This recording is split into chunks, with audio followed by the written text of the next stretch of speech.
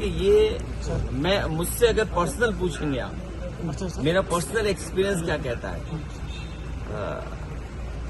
जो by election UP में हुआ था उसमें बीजेपी ने पुलिस लगा के वोट लूट लिए थे। And I am not saying just like that, there are videos, there are incidents जहां पर पुलिस को उन्होंने पॉलिटिकल बना करके उनके थ्रू वोट लिया।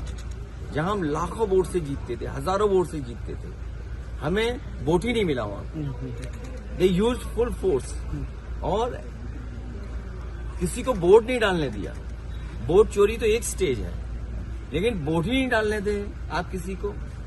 और बिहार में क्योंकि कोई कह रहा है कि महिलाओं को 10,000 रुपए मिला है, कोई कह रहा है 20,000 रुपए मिला है, कोई कह रहा है कि एक ही परिवार में 30,000 रुपए आ गया, लेकिन सभी को तो नहीं मिला पैसा, महिलाओं को। और अगर ऐसे देकर के चुनाव जीतना होगा तो हम सबको ये कहना पड़ेगा कि हम पैसा देंगे। और अच्छा भी है ना पैसा देना, क्योंकि जब पैसा खर्च होगा तो इकोनॉमी ग्रो करेगी।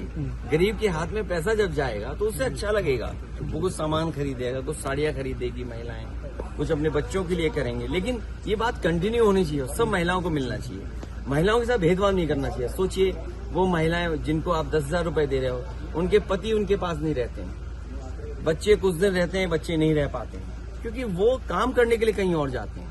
सोचिए अगर एक परिवार का मुखिया काम करने के लिए 365 दिन में 300 दिन बाहर रहता है तो उस परिवार का दुख क्या होगा। ये बीजेपी के लोग केवल 10,000 में उसका दुख समझ रहे हैं, महिला का, एक माँ का, एक बहन का, एक पत्नी का।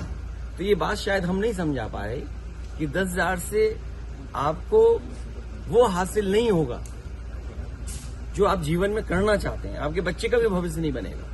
लेकिन ठीक है, इलेक्शन में पैसा दिया है, अगर उसी से जीते हैं तो हम भी अगली बार ज्यादा पैसा देंगे। कर्नाटक में गारंटी